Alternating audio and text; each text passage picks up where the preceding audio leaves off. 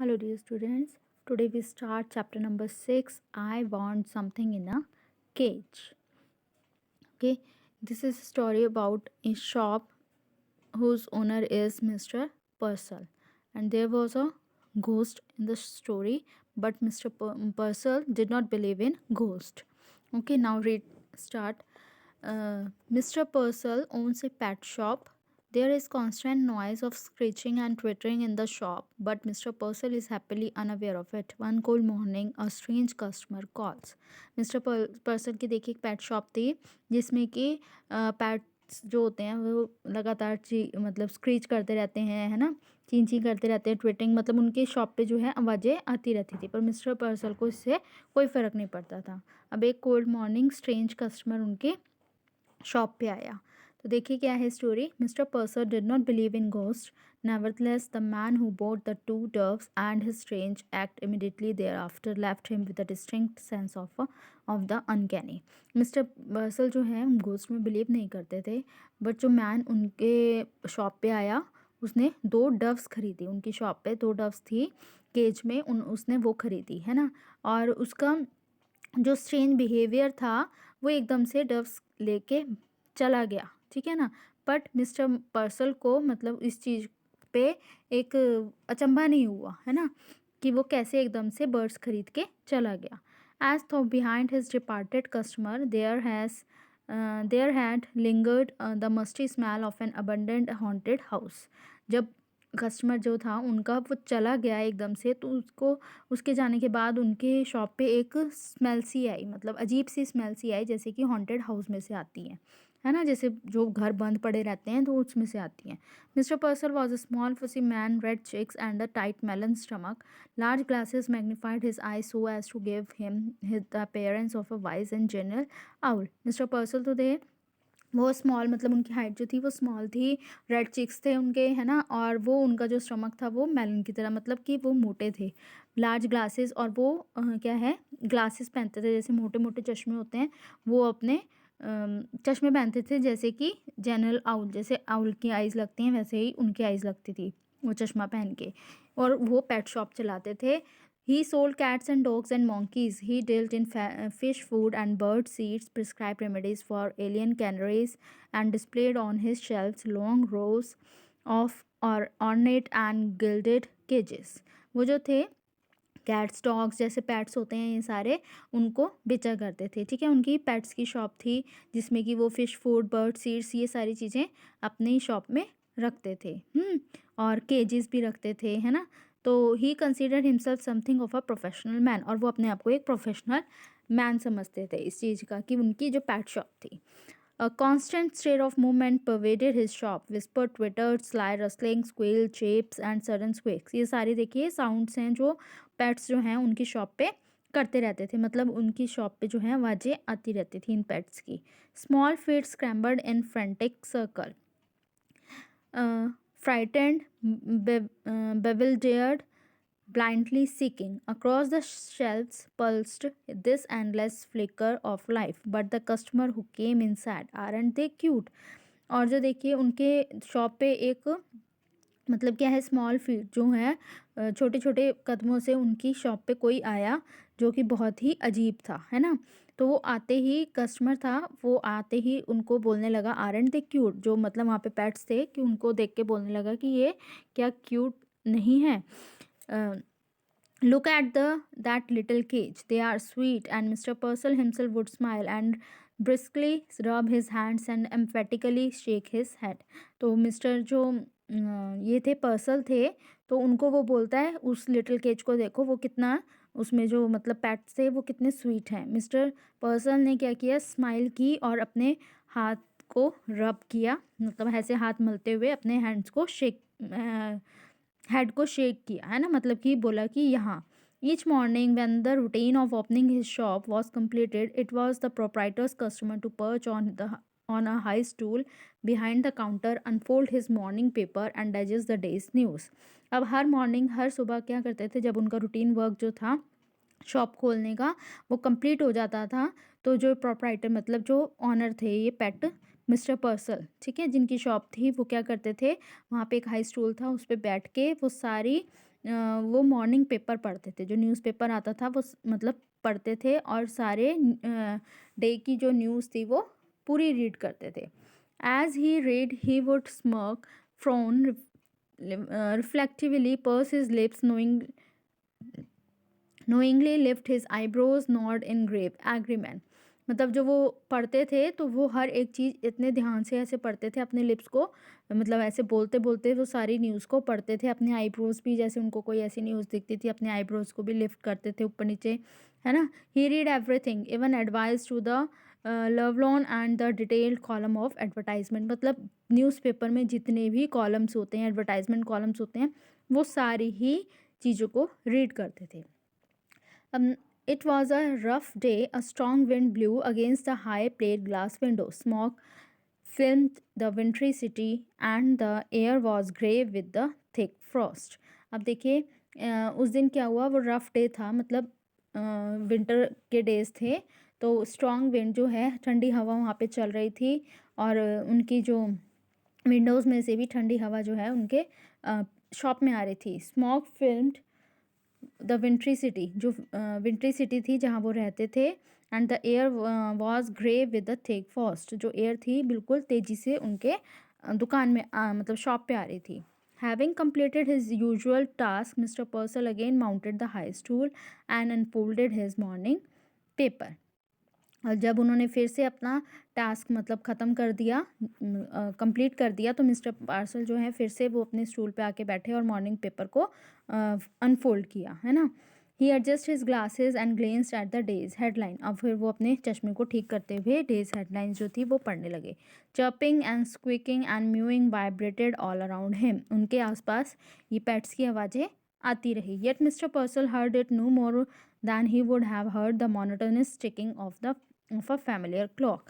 अब mister Purcell को इन आवाज़ों से कोई भी फ़र्क नहीं पड़ता था. मतलब उन्होंने ये चीज़ें जो साउंड्स थे वो नहीं मतलब वो सुनते थे, ज़्यादा ध्यान नहीं देते थे, है ना. तो there was a bell over the door that jingled whenever a customer entered. अब उनके डोर पे एक बेल लगी थी, जब भी कोई कस्टमर आता था तो वो बेल को बजाता था. तो this morning however for the first time mister Purcell could recall it failed to ring. अब इस मॉर्निंग क्या हुआ कि मिस्टर पर्सल को वो बेल जो है वो सुनाई नहीं दी, है ना, या फिर वो क्या हुआ, बजी नहीं. Simply he glanced up and there was a stranger. और जैसे ही उन्होंने अपने न्यूज़पेपर से ध्यान हटा के ऊपर को देखा तो उनके सामने एक स्ट्रेंजर खड़ा था, standing just inside the door and he had materialized out of thin air. और जैसे कि वो हवा के झोंके के साथ ही अंदर आ गया हो, है ना, उनके सामने वो खड़ा हो गया. The storekeeper slide off stool. From the first instant he knew instinctively unreasonably that the man hated him, but out of habit he rubbed his hands briskly together, smiled and nodded. अब store keeper जो थे, वो जो mister पर्सल थे, उन्होंने क्या किया, अपना स्टूल साइड में किया और वहाँ से खड़े हो गए.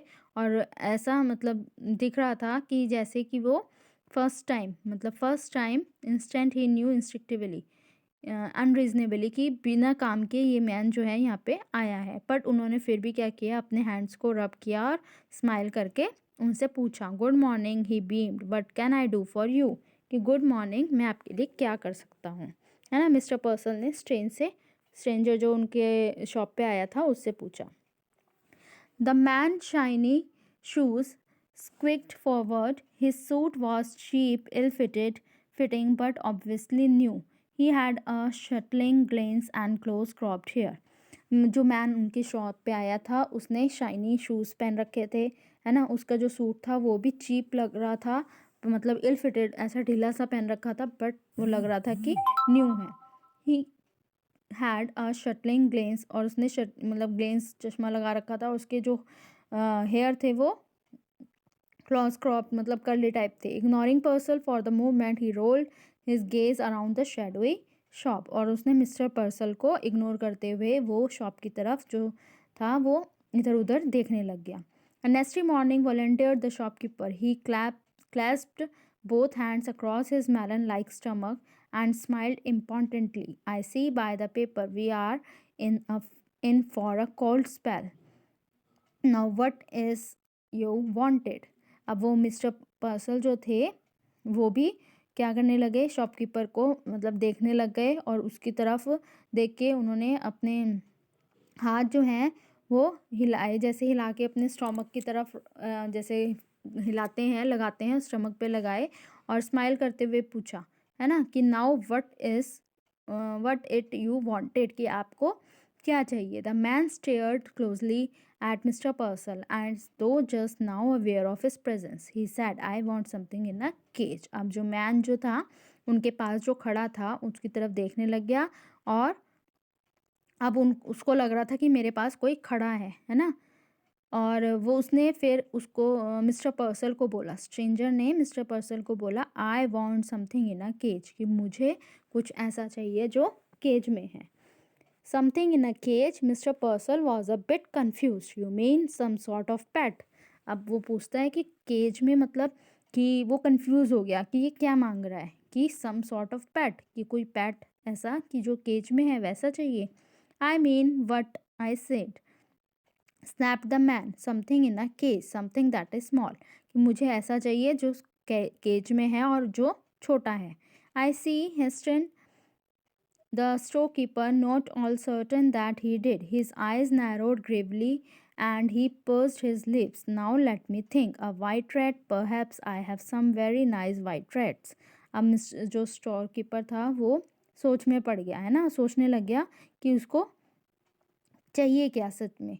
हीज आइज नैरोड ग्रेवली, अब वो अपने लिप्स को भी ऐसे मतलब करने लग गया कि इसको चाहिए क्या, ऐसे अपने मन में बोलने लग गया कि अब मैं सोचता हूँ। अब वाइट रेड परहैप्स, कि मेरे पास छोटे छोटे क्या हैं, वाइट रैट्स हैं, है ना, तो वो बहुत ही छोटे हैं और बहुत ही अच्छे हैं। No said the man, no rat, something with wings, something that flies, कि मुझे रैट नहीं चाहिए, कुछ ऐसा चाहिए जिसके पंख हो और वो उड़ सके। A bird, exclaim mister पर्सल। अब मिस्टर पर्सल बोलते हैं कि अ बर्ड, कुछ ऐसा कि जो ऐसे बर्ड जैसा। A birds, all right. Customer pointed suddenly to a suspended cage with content to snowy birds, doves, how much for those. अब अ बर्ड, वो बोलता है कि हाँ ये बर्ड्स, की कस्टमर जो मतलब स्ट्रेंजर था वो उसको मतलब पॉइंटेड करता है कि हाँ बर्ड्स ही चाहिए। अब उसको वो दिखाता है कि टू स्नोई बर्ड्स, जो जिसमें थी वो कौन थी, डव्स थी, ठीक है। वो उसके लिए पूछता है कि हाउ मच फॉर दोस, कि इसका क्या प्राइस है। 50, 550 came the prompt answer and a very reasonable price, they are fine pair. अब ये 550 वो जो है आंसर दे के बोलता है कि 550 के हैं ये और इसका बहुत ही रिजनेबल प्राइस है और बहुत ही अच्छा पेयर है ये डव का। 550, the man was obviously crestfallen. He hesitantly produced a $5 bill. I'd like to have these birds, but this is all I have got, just $5. अब उसको बोलता है 550। द मैन जो है वो सोच में पड़ गया, वो देखने लग गया, पर उसके पास क्या थे, मतलब $5 ही थे, ठीक है। तो वो उसको बोलता है कि मुझे ये बर्ड्स पसंद हैं पर मेरे पास सिर्फ $5 ही हैं। Mentally mister पर्सल made a quick calculation which told him that at a 50-cent reduction he could still reap a tidy profit. He smiled magnanimously, ठीक है। तो मिस्टर पर्सल जो है मतलब सोचने लग गए, उन्होंने जैसे दिमाग लगाया, फटाफट कैलकुलेशन करी, तो वो उनको यही लगा कि अगर 50 सेंट में भी से में भी मैं इस मतलब इसको कम कर देता हूँ तो फिर भी मुझे इसके लिए प्रॉफिट ही है।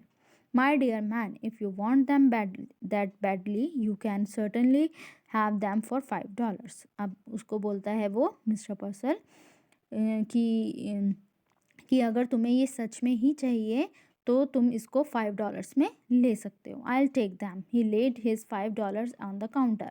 वो कहता है कि मैं ले लूँगा, ठीक है मैं लूँगा, और उसने उसको $5 जो है काउंटर पे रख दिए। Mister Purcell tottered on tiptoe, unhook the cage and handed it to his customer. अब मिस्टर पर्सल जो है वो फटाफट वो केज लेकर आए और उन्होंने क्या किया, उस कस्टमर को वो दे दिया। The man cocked his head to one side listening to the constant chittering, the rushing scurry of the shop. That noise, he bluttered, doesn't it get you? तो वो जो कस्टमर था तो वो मतलब वहाँ पे जैसे साइड में उसको आवाज़ें आ रही थी, तो वो उसको पूछता है कि तुम इस नॉइज़ से क्या परेशान नहीं हो जाते हो? Noise, what noise? Mister person look surprise, he could hear nothing unusual. अब मिस्टर पर्सन कहते हैं कि क्या नॉइज़? ये कोई नॉइज़ नहीं है, ये मेरे लिए मतलब इसमें कोई भी अचंभे वाली बात नहीं है कि मैं इससे परेशान नहीं होता हूँ। The customer glared, I mean all this cage stuff drives you crazy doesn't it? तो कस्टमर कहता है कि जो ये केज में मतलब पेट्स हैं, इनकी आवाज़ें, तो ये क्या तुम्हें परेशान नहीं करती हैं? Mister पर्सल Drew back, either the man was insane और drunk, he said hesitantly, yes yes certainly I guess so। तो मिस्टर पर्सल जो है फिर अपनी बात पे वापस आ जाते हैं जैसे, तो उनको लगता है कि ये मैन जो है, ये जो आदमी है, वो या तो पागल है या उसने ड्रिंक कर रखी है ना? तो listen, the staring eyes came closer, how long you think it took me to make the $5। अब फिर वो उसको पूछता है, मतलब उसकी तरफ देखते हुए उसको पूछता है उसके पास आके कि तुम्हें क्या लगता है, तुम क्या सोचते हो कि मुझे ये $5 कमाने में कितना टाइम लगा? The merchant wanted to order him out of the shop, but oddly enough he couldn't. He heard himself dutifully asking, why, how long did it take you? जो मर्चेंट था उसको मतलब बाहर निकालने के लिए, शॉप से बाहर निकालने के लिए ऐसा वो कर रहा था, तो उसको यही लगा कि why how long did it take you? वो उससे पूछता है कि हाँ, तुम्हें कितना टाइम लगा ये कमाने के लिए? The other laughed, 10 years at hard labour. तो जो कस्टमर था वो कहता है कि 10 years, मुझे 10 साल लगे ये $5 कमाने के लिए, मैंने बहुत हार्ड लेबर करी है। 10 years to earn $5, 50 cents a year, मतलब 10 साल तुम्हें $5 कमाने में लग गए, इसका मतलब 50 सेंट तुमने ईयर में कमाए, एक साल में कमाए हैं।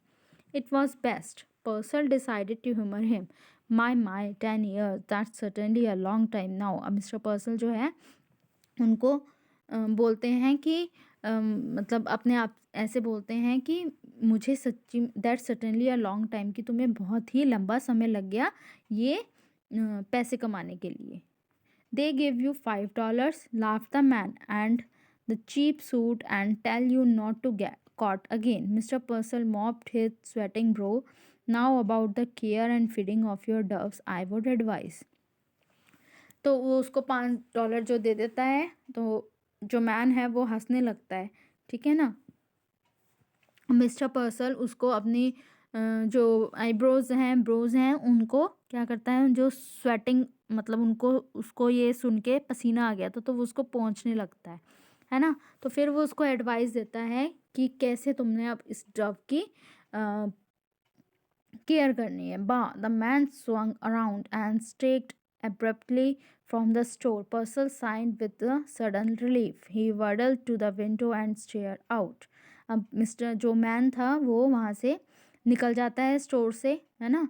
तो मिस्टर पर्सल जो है उनको एक रिलीफ मिलता है कि हाँ, शुक्र है कि ये चला गया। अब वो विंडो के पास खड़े होकर उसको देखने लगते हैं। Just outside his peculiar customer had halted. He was holding the case shoulder high, staring at his purchase. अब वो जो कस्टमर है बाहर निकल के, देखिए जैसे ये है, केज को ऊपर करके उसको देखने लगता है कि उसने मतलब जो खरीदा है। Then opening the cage, he reached inside and drew out one of the doves. अब क्या करता है वो कि केज जो है उसको ओपन कर देता है और उसमें से डव्स को उड़ा देता है, बाहर निकाल देता है। He tossed it into the air, मतलब बाहर उड़ा देता है हवा में। He drew out the second and tossed it after the first. अब वो एक, जब उसने पहले निकाल दी, उसके बाद दूसरे डब को निकाल के वो उसको भी उड़ा देता है। They rose like wind-blown balls of fluff and were lost in the smoky grey of the wintry city. अब जो वो बर्ड्स हैं वो जैसे वहाँ पे धुंध सी होती है वैसी पड़ी हुई थी, ठंड का टाइम था, तो वो वहाँ मतलब ऊंची उड़ जाती हैं और वो गायब हो जाती हैं। For an instant the liberator silent and lifted gaze watched after them, then he drop the cage. अब मिस्टर पर्सल जो है वहाँ पे उसको मतलब अचंभे से देखने लगते हैं कि इसने क्या किया वो। और फिर जो जो पर्सन होता है वो क्या करता है, वहाँ पे केज को गिरा देता है. ही shoved both hands deep in his trouser pockets, hunched down his head and shuffled away. अब जो है वो जो मैन है, स्ट्रेंजर है, वो क्या करता है, वो अपने दोनों हाथ को अपने ट्राउज़र की, अपनी पैंट की पॉकेट में डाल के अपने हेड को नीचे करता है और वहाँ से चला जाता है, गायब हो जाता है. The merchant Bros was puckered with perplexity. So desperately had the man desired the doves that he had let him have them at a reduced price, and immediately he had turned them loose. Now, why Mr. Purcell muttered, did he do that? He felt bigly insulted. अब mister Purcell जो हैं वो यही सोचते हैं कि इस man ने ही किया क्या, एक तो कम प्राइस में इसको ख़रीदा और ख़रीद के उनको आज़ाद कर दिया, है ना. तो वो मिस्टर पर्सल जो हैं वो अपने मन ही में ही सोचते हैं why he do that, did he do that, कि उसने ऐसा क्यों किया, है ना. तो ये थी इसमें मिस्टर पर्सल की और एक स्ट्रेंजर की कहानी, कि स्ट्रेंजर जो था वो एक घोस्ट की तरह आया और उसने दोनों डव्स, मतलब दो डव्स बर्ड्स खरीदी और उन्हें वहाँ से आज़ाद कर दिया. ठीक है, तो ये थी आपकी स्टोरी.